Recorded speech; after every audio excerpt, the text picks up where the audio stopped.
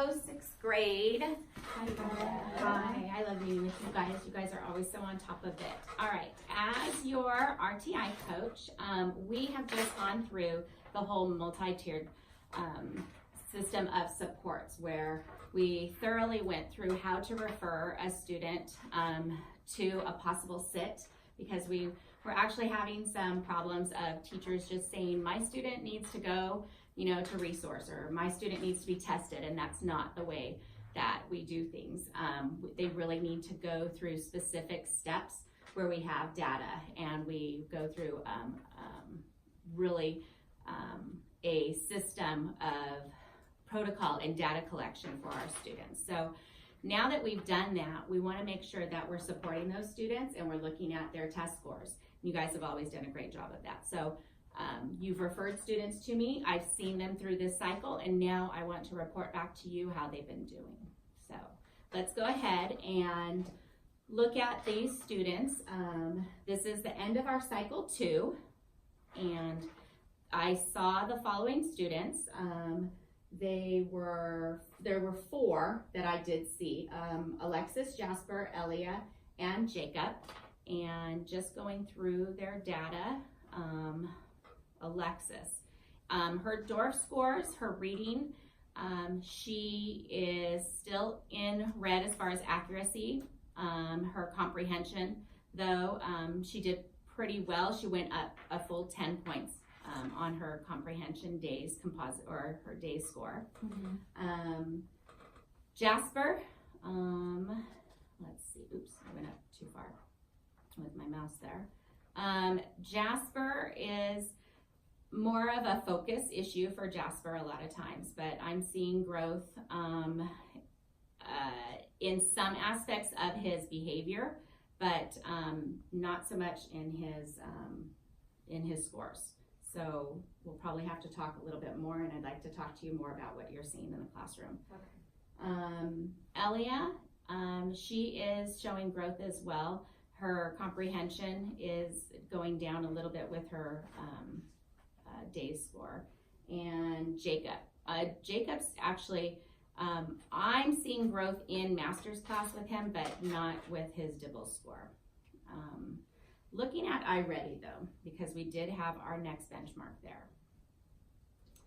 The 6th grade students that I saw, the growth data there, just to show you, these were only those kids that I not just saw for cycle 2, but also cycle 1 and cycle 2. So in 6th grade, 63% was the median growth towards their entire year's growth. So at this point in time, you would expect 50% growth. So we're above that average right now. In that pie graph, 7% or 7 students, so that's 88% of the students are 1 grade level below.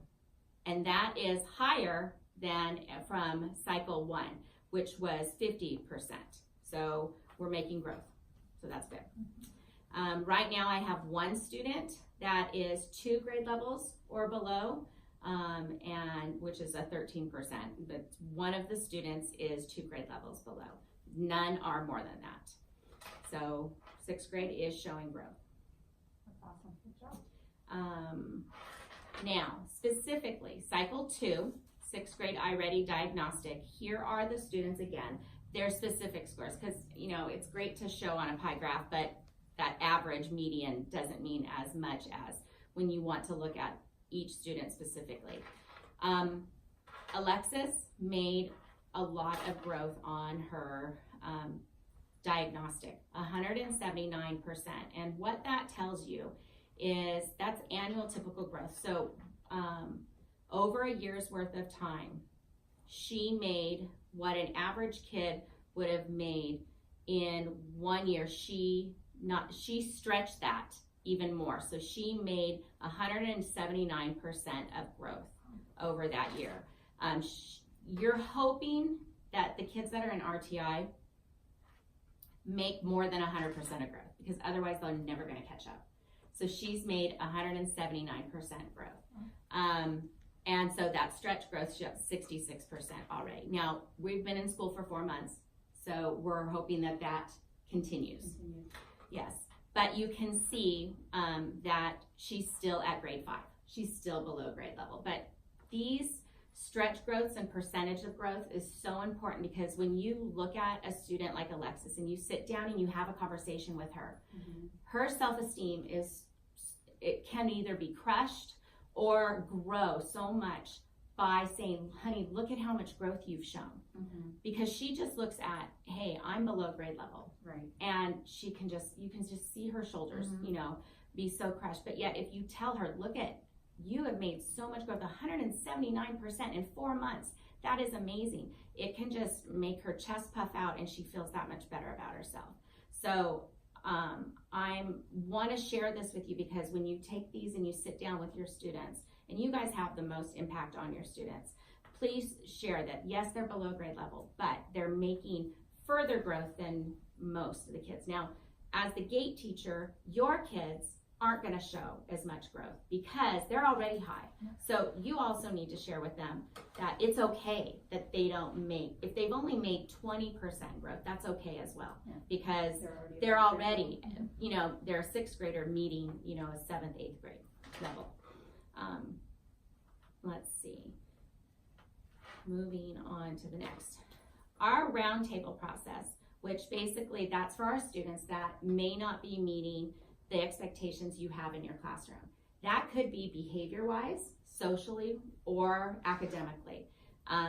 Here are some steps that we need to keep in mind, which kind of goes back to what we talked about, that MTSS system of supports, that we're making sure that we are following this protocol, that we're not just going up to, Lindsay, our speech teacher, and saying, I need you to see a student, or that type of thing, or to our resource teacher, and same thing.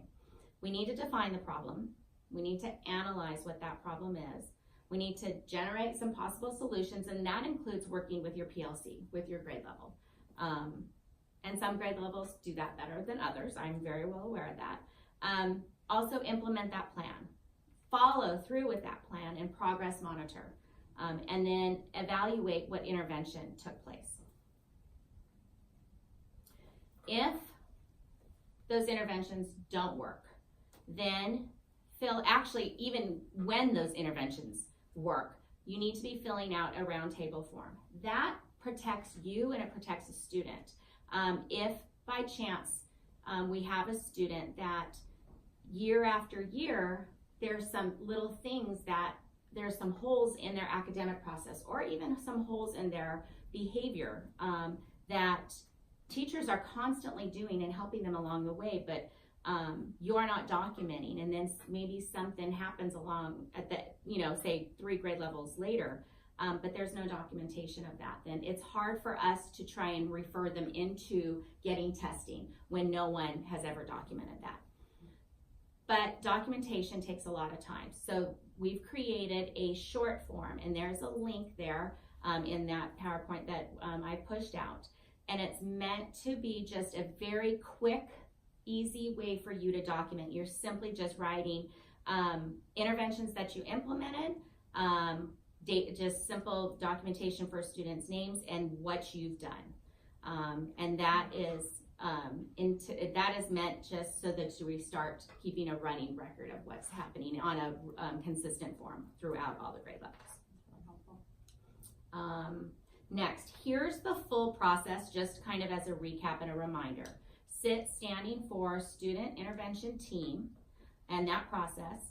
As always, we're not trying to say jump through hoops if there is a special circumstance. So sometimes there are special needs and a child find a parent request that the team does bypass, and if so, it will go straight to a SIT meeting.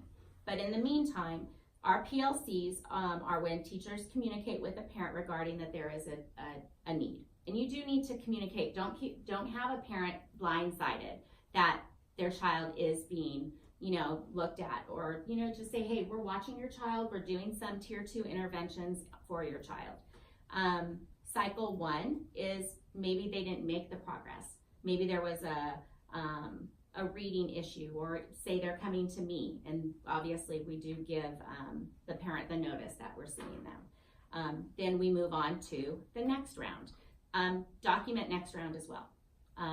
However, with the next round, you would need to go to the longer form. So make sure that if you have filled out that short form and that wasn't working, you do fill out, there is a longer form. And if that's the one form that's in our MTSS folder, and you have the link for that as well. So we're gonna move on to that.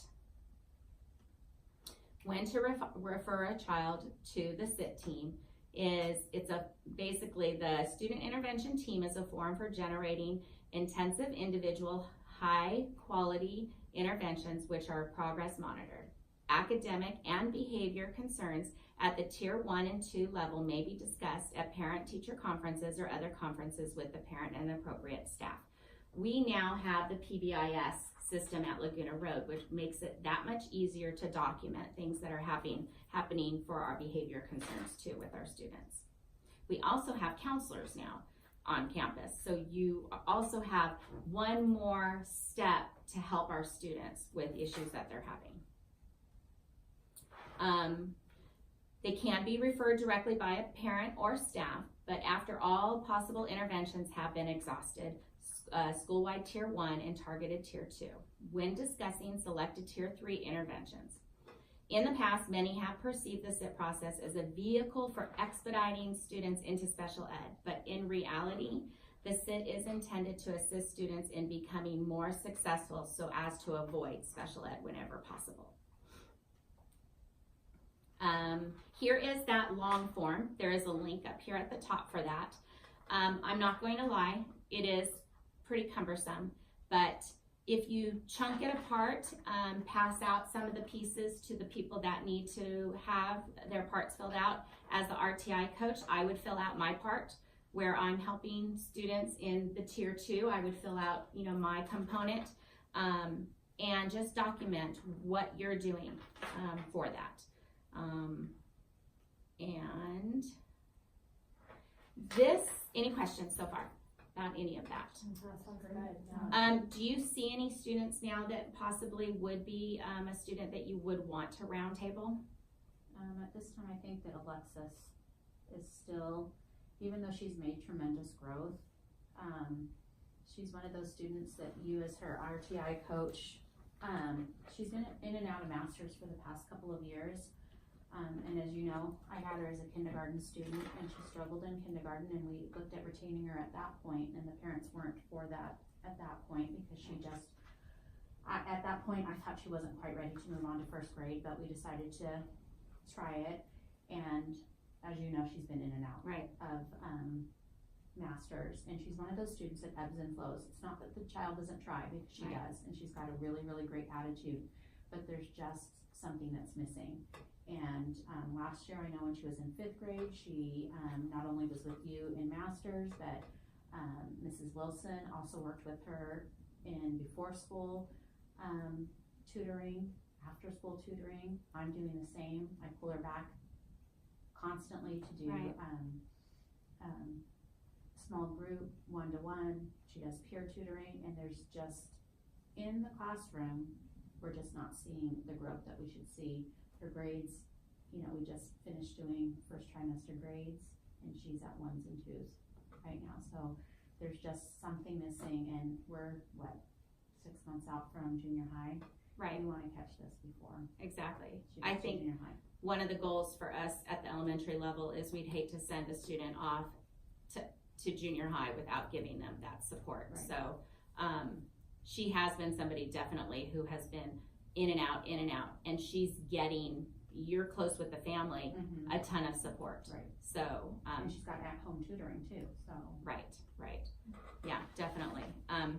Again, she's a success story in this last recent iReady, and that's exactly what we see every year. It goes up and then it goes down and up and then, but maybe she would be that one that you'd want to know, okay, why? So rather than think of, okay, successful right now and turn our head, I would say, yeah, let's look at her. Okay. I would agree with that placement, or at least pushing forward with that. And if she doesn't qualify, then right. And you know what, just like backing up, in the past, we perceived it as expediting. No, Mhm. it's sometimes in reality looked at to becoming aware of some other ways Right. that she learns. And so, Right. yeah.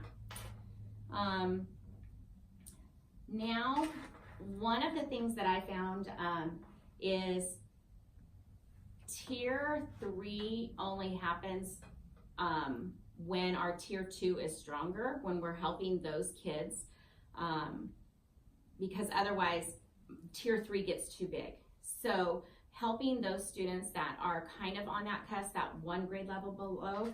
So in order to help you guys out, part of the coaching part of my job is to give you guys strategies, support, and if you guys could go into, there is in your Google Team Drive, if you would go on to, not clicking on this actual link, but back into your Google Team Drive in the Laguna link there, and find your 6th grade level, you will, let me see if I'm gonna back out of this.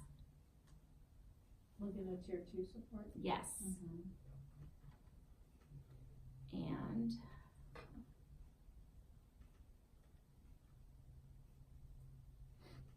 you will see a bunch of folders across the top. So you can find your grade level. There's some that say all grades, but there's a 6th grade one. There's a PAL support there. But there's a lot of these are for language arts.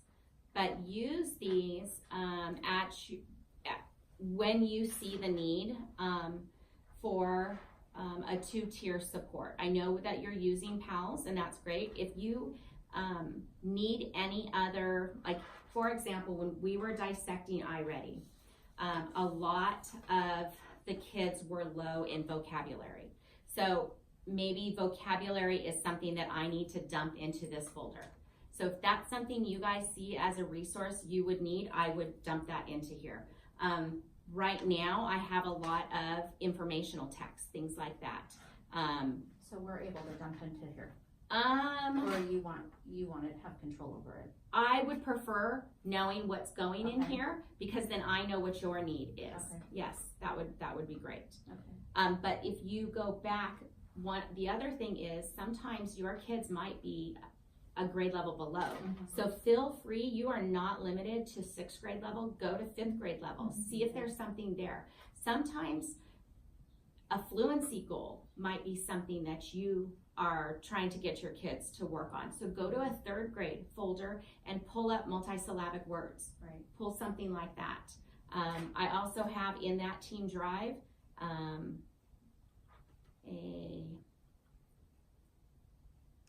it's a little slow right now. Behavior contracts as well. I have forms in there. I have because we've adopted the Wonders. I know 6th grade doesn't use Wonders, but there is a 6th grade vocabulary component that your language arts doesn't have. Feel free to pull that as in sight words. There's other resources as well. The super speed reader. Yes, yeah. The kids like it too because they time themselves. So Or, well, it says on here, do it with your partners. Do Mhm. they time each other? yes, they can. Mm-hmm. That's cool. We should Yeah. use it in-house. I know, this is Yeah. great. So anyway, there is those resources and strategies. They're at your fingertips, but I'd love to be able to come into your classrooms if you need that, help you with your PALs during your during your PALs time, during that tier 2 time as well. But there's a survey for you that I will be forwarding out at the end of this, but mostly I'm just here to service your students. What I'd like to know after we've already started our cycle 3 with your students, and let me know how they're doing as well. Like put out their permission slips for those parents. All right? Awesome. All right. Thank you. Thank you. Thank you so much.